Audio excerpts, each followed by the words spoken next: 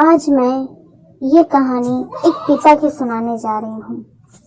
4 महीने बीत चुके थे, बल्कि 10 दिन ऊपर हो गए थे, किंतु बड़े भैया की ओर से अभी तक कोई खबर नहीं आई थी कि वह पापा को लेने कब आएंगे। यह कोई पहली बार नहीं था कि बड़े भैया ने ऐसा किया हो। हर बार उनका ऐसा ही रवैया रहता। जब भी पापा को रखने की उनकी बारी आती, वह समस्याओं से गुजरने लगते हैं। कभी भाभी की तबीयत खराब हो जाती है, कभी ऑफिस का काम बढ़ जाता है और उनकी छुट्टी कैंसिल हो जाती है। विवश होकर मुझे ही पापा को छोड़ने मुंबई जाना पड़ता है। हमेशा की तरह इस बार भी पापा के जाने की इच्छा नहीं थी, किंतु मैंने इस ओर ध्यान नहीं दिया और उनका व अपना मुंबई का रिजर्वेशन करवा लिया। दिल्ली मुंबई राजधानी एक्सप्रेस अपने टाइम पर थी। सेकंड एसी की निचली बर्थ पर पापा को बैठाकर सामने की बर्थ पर मैं भी बैठ गया।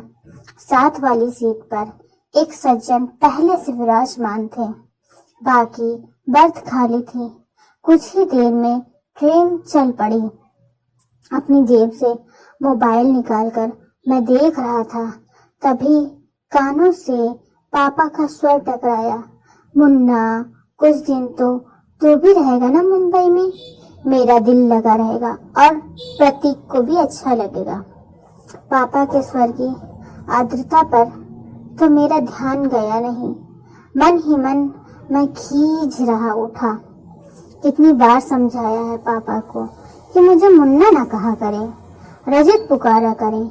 अब मैं इतनी ऊंची पोस्ट पर आसीन एक प्रशासनिक अधिकारी हूँ। समाज में मेरा एक अलग रुतबा है, ऊंचा कद है, मान सम्मान है। बगल की सीट पर बैठा व्यक्ति मुन्ना शब्द सुनकर मुझे एक सामान्य सा व्यक्ति समझ रहा होगा।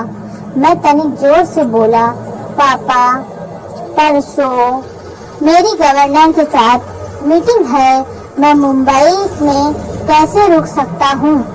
पापा के चेहरे पर निराशा की बदलियां छा गईं। मैं उनसे कुछ कहता, तभी मेरा मोबाइल बज उठा।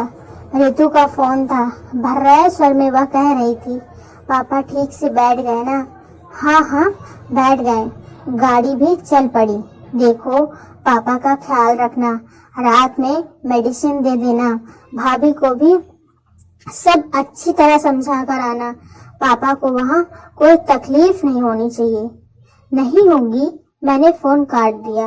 रितु का फोन था ना, मेरी चिंता कर रही होगी। पापा के चेहरे पर वात्सल्य उमड़ आया था। रात में खाना खाकर पापा सो गए। थोड़ी देर में गाड़ी कोटा स्टेशन पर रुकी और यात्रियों के शोरगुल से हड़कंप सा मच गया। तभी कंपार्टमेंट का दरवाजा खोलकर जो व्यक्ति अंदर आया, उसे देख मुझे बेहद आश्चर्य हुआ। मैं तो सोच भी नहीं सकता था कि रमा शंकर से इस तरह ट्रेन में मुलाकात होगी।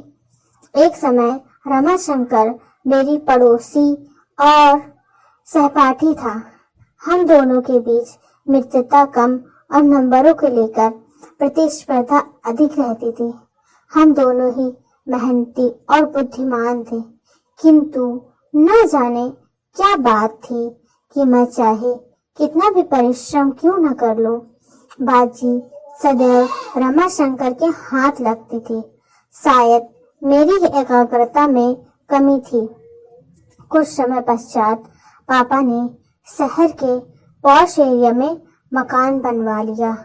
मैंने कॉलेज चेंज कर दिया और इस तरह रमा शंकर और मेरा साथ छूट गया।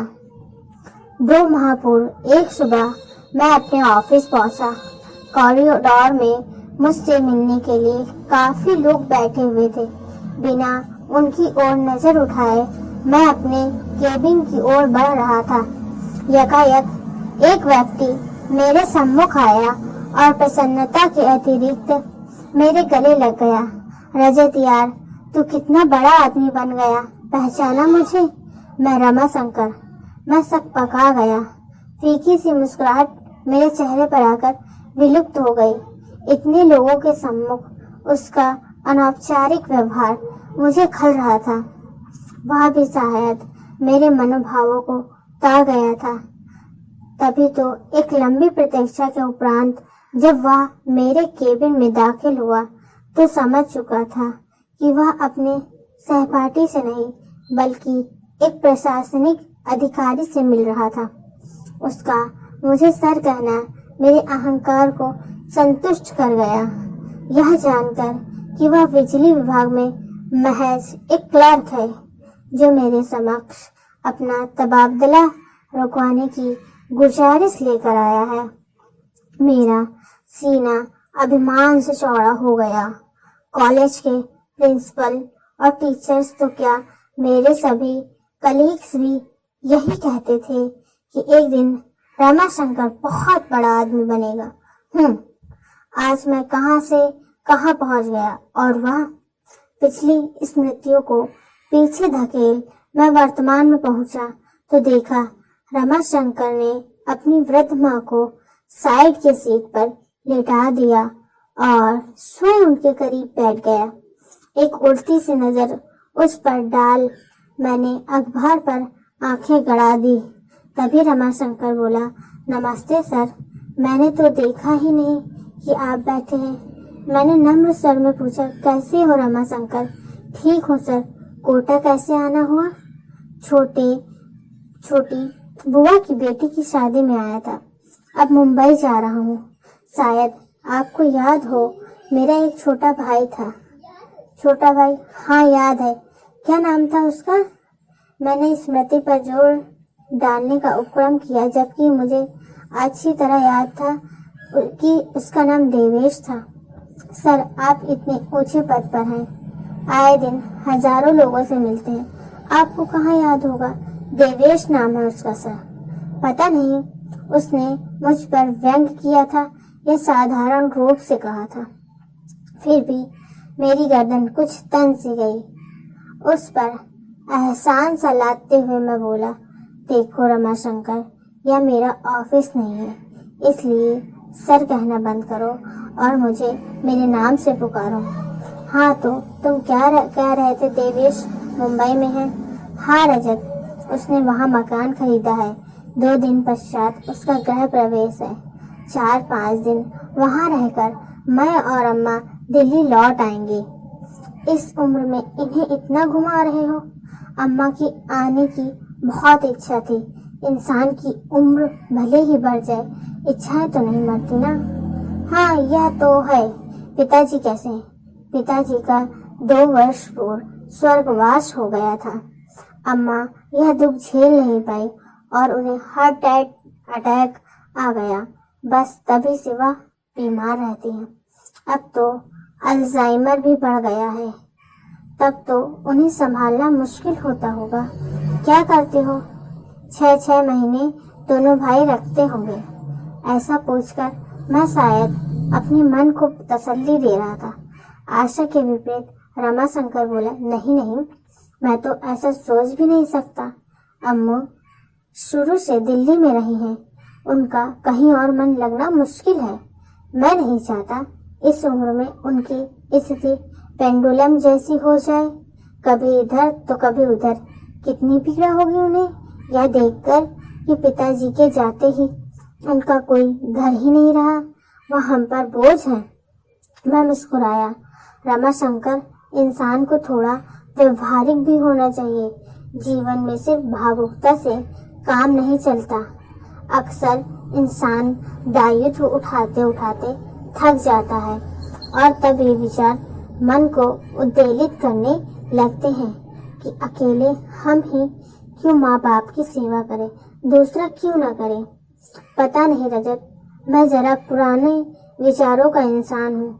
मेरा तो यह मानना है कि हर इंसान की करनी उसके साथ है। कोई भी काम मुश्किल तभी लगता है जब उसे बोझ समझकर किया जाए। माँ बाप क्या कभी अपने बच्चों को बोझ समझते हैं? आधे अधूरे कर्तव्य में कभी आस्था नहीं होती। रजत, मात्र औपचारिकता होती है। और सबसे बड़ी बात, जाने अनजाने हमारे कर्म ही तो संस्कार बनकर हमारे बच्चों के द्वारा हमारे सम्मुख आते हैं। समय रहते यह छोटी सी बात इंसान की समझ में आ जाए तो उसका बुढ़ापा भी संवर जाए। मुझे ऐसा लगा मानो रमाशंकर ने मेरे मुख पर तमाचा जड़ दिया हो। मैं निशब्द मौन सोने का उपक्रम करने लगा, किंतु नींद मेरी आंखों से अब कोसों दूर हो चुकी थी। रमाशंकर की बातें मेरे दिलो दिमाग में हथौड़े बरसा रही थी।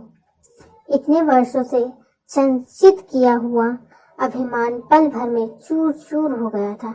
प्रशासनिक परीक्षा की तैयारी के लिए इतनी मोटी मोटी किताबें पढ़ता रहा, किंतु पापा के मन की संवेदनाओं को, उनके हृदय की पीड़ा को नहीं पढ़ सका। क्या इतना बड़ा मुकाम मैंने सिर्फ अपनी मेहनत के बल पर पाया? नहीं, इसके पीछे पापा मम्मी की वर्षों की तपस्या नहीं था।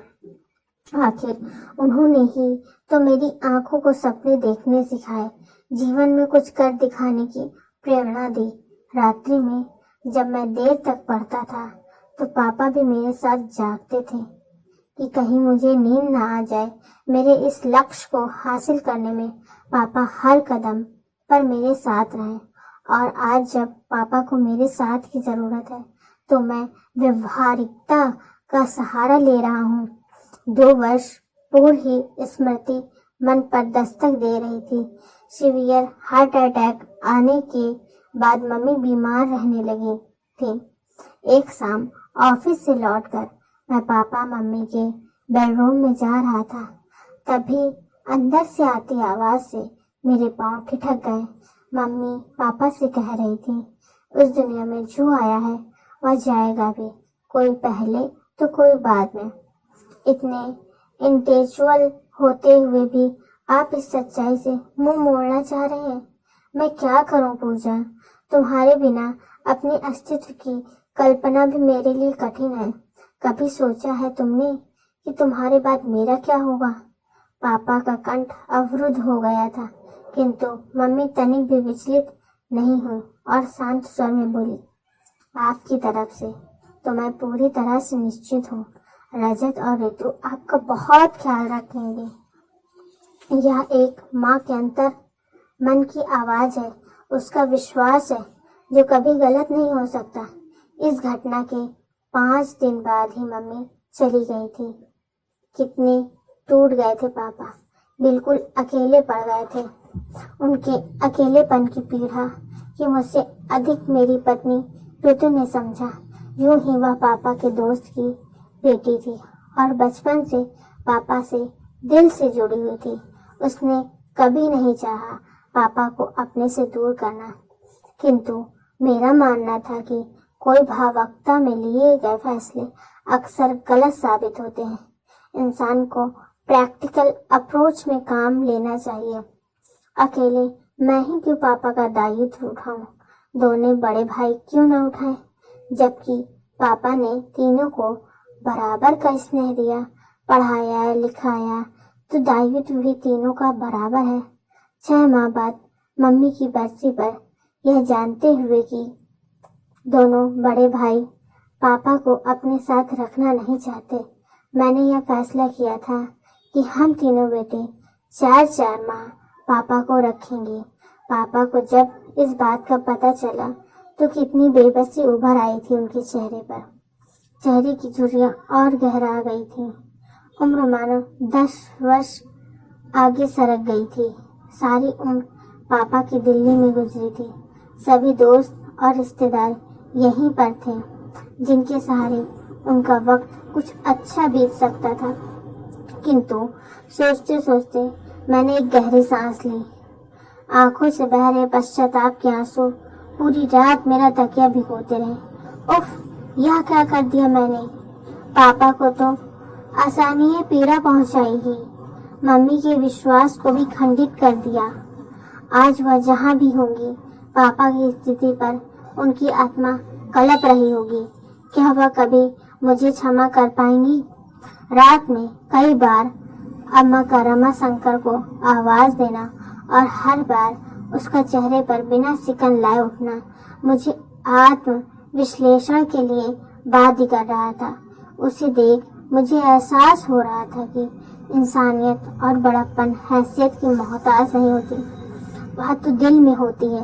अचानक मुझे एहसास हुआ मेरे और रमाशंकर के बीच आज भी प्रतिस्पर्धा जारी थी, इंसानियत की प्रतिस्पर्धा, जिसमें आज भी वह मुझसे बाजी मार ले गया था।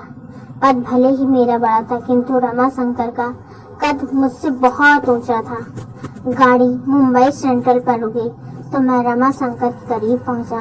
उसके दोनों हाथ था। मैं भावुक स्वर में बोला, रमाशंकर मेरे दोस्त, चलता हूँ। यह सफर सारी जिंदगी मुझे याद रहेगा। कहने के साथ ही मैंने उसे गले लगा लिया। आश्चर्य मिश्रित खुशी से वह मुझे देख रहा था। मैं बोला, वादा करो अपनी फैमिली को लेकर मेरे घर अवश्य आऊंगा। आओगे? आऊंगा, क्यों नहीं। आखिर इतने वर्षों बाद मुझे मेरा दोस्त मिला है। खुशी से उसकी आवाज कांप रही थी। अटैची उठाए पापा के साथ मैं नीचे उतर गया। स्टेशन के बाहर मैंने टैक्सी पकड़ी और ड्राइवर से एयरपोर्ट चलने को कहा। पापा हैरत से बोले, एयरपोर्ट क्यों?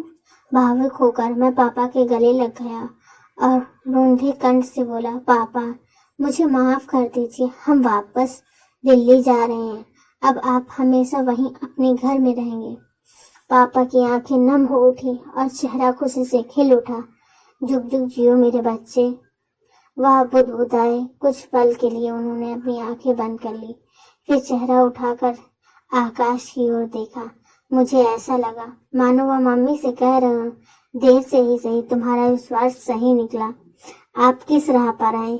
आप जरूर एक बार कमेंट्स में मुझे बताएं कि आपके माता पिता कहाँ रहते हैं, किस हाल में रहते हैं और किसके